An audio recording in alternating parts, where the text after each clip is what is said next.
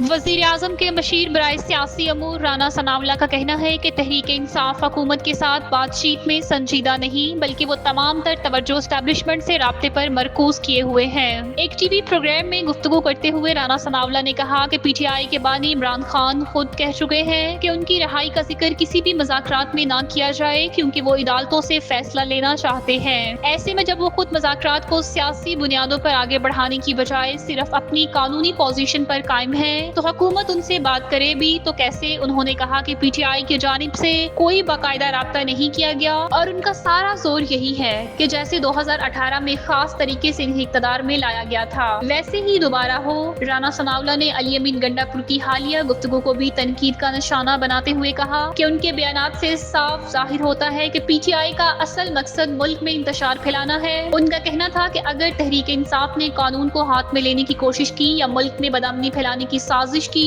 तो रियासती इदारे खामोश नहीं रहेंगे। उन्होंने ये भी दावा किया कि माजी में पीटीआई के रहनुमा IMF के दफातर के बाहर मुजाहरे करते रहे और उन्होंने आलमी मालियाती इदारों को खतूत भी लिखे ताकि पाकिस्तान को मौशी दबाव का सामना करना पड़े, जो कि कौमी मफाद के खिलाफ है।